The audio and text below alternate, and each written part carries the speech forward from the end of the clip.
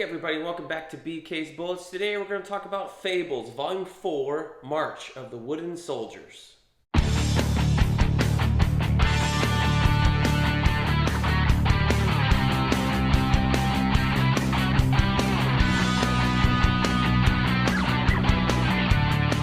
Hey everybody, welcome back to BK's Bullets. As always, I'm your host, Brent, and today we're going to talk about some more Fables. We're going to review March of the Wooden Soldiers. This is Volume 4 in the Fables series. So this is probably in Book 2 if you're using the thicker deluxe editions or the more recent trade paperbacks, or still in Compendium 1, all that kind of stuff. Because there's many ways you can collect these. This is just the way that I have them. This is my original trade paperback from almost 20 years ago. So we're reading Fables in celebration of the 20th anniversary, and I don't know if we're going to be done before the new series is wrapped up or anything like that this year, or the collection comes out or whatever, but we'll find out as we go along. But I gotta say, this so far was the best volume of Fables I've read in this reread. March of the Wooden Soldiers, Volume 4, is a fantastic read, a fantastic story, and I do remember loving it when I first read it. Again, I've only read the first 13 volumes of this 22-volume storyline. So I've read this maybe once or twice before, many years ago. But I do remember thinking this was the top mark of the Fables volumes for the longest time.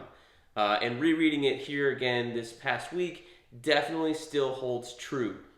This is a phenomenal storyline. And this is a thick book. This is a thick trade. This is 7 or 8 issues. It holds 19 through 21 and 23 through 27 issues of the Fables. So I think it's got to be 7 or 8 issues altogether. But it is phenomenal.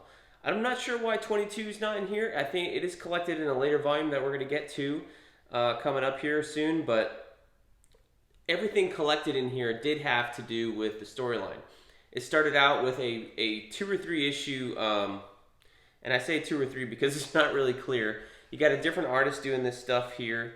It is Craig Hamilton and P. Craig Russell doing this The Last Castle storyline, which is basically how the last of the Fables left Wonderland or Fable World, whatever, the old world, or whatever they haven't really named it yet, but their home worlds, I think they call them really, but how they last left and closed the door behind them into our world, or Mundy world, right? So it includes little boy Blue, who's always playing on the trumpet and stuff like that.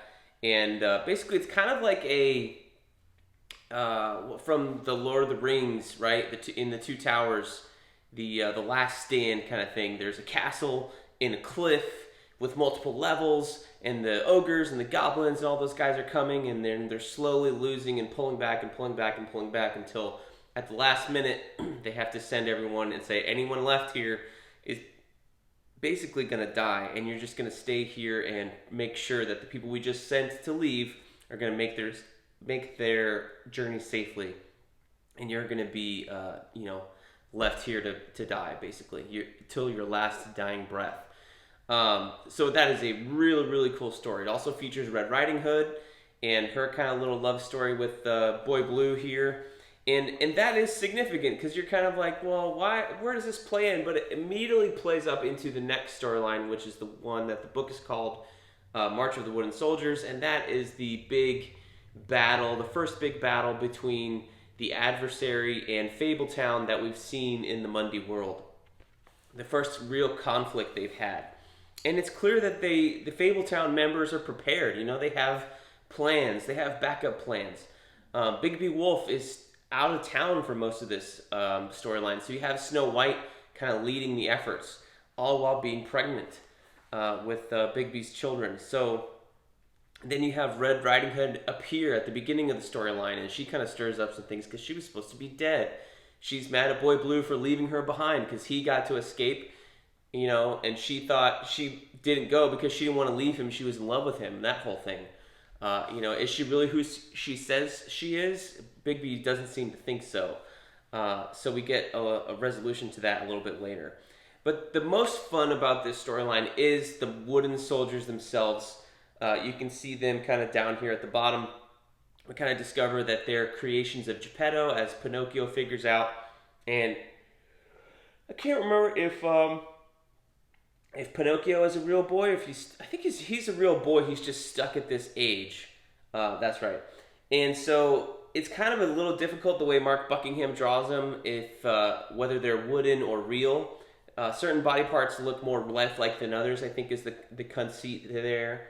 When they roll up their sleeves and stuff, you can definitely tell they've got like doll hinges and stuff on their elbows. But they recognize Pinocchio when they see him, these wooden soldiers, and then he kind of recognizes his father's handiwork there. So is Geppetto the adversary, or is he at the work of the adversary? You know, we're going to find out in later volumes exactly what is going on. But there's definitely something fishy, right? So they kind of like want to save Pinocchio and bring him back with them. And meanwhile, he's just like, I'll help you kill them all. So he knows their weaknesses and their strengths, and kind of uses that against them. But these three wooden soldiers that you get here are kind of like the main characters, so to speak. And then as they all come in, there's a whole bunch of them, and they just start assembling themselves out of boxes in like an assembly line on this beautiful, beautiful spread. Come get your leg over here. Come get your suit over there. Pick a wig over there. Get a gun at the last step. You know, just this funny little assembly line of these wooden soldiers, like waking themselves up and assembling themselves to be an army at different stations. It's really, really cool and funny. So then they go to battle. There's a great big battle in here. It's just really, really cool. And you see Prince Charming come out and fight like a man. You know, he went up against Bluebeard in an issue in the last volume, and we kind of learned that he was kind of faking not being so great. Now you have Prince Charming being like the real heroic prince that he was from the stories. That's cool. Mr. Toad has another wild ride down here. That's pretty fun. And Mark Buckingham on art all the way throughout is just doing these fun things here with the battle, just on the edges, you know, just putting this like fleur-de-lis type stuff on the top and bottom.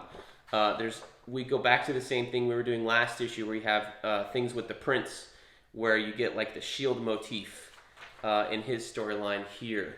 Anything to do with Red Riding Hood in the main world, she has this little like cloak. The Red Riding Hood cloak is at the top of the page, the stuff like that. So I love these little motifs. They're only getting better and better, and I'm having so much fun rereading Fables. So if you're still on the fence, if you're still rereading with me, still waiting for it to get great, this is the volume that does it. So be prepared to have a wonderful time rereading Fables. And if you've read this again and you loved it as much as I did, let me know down below in the comments, and we will see you guys next time in the Funny Pages.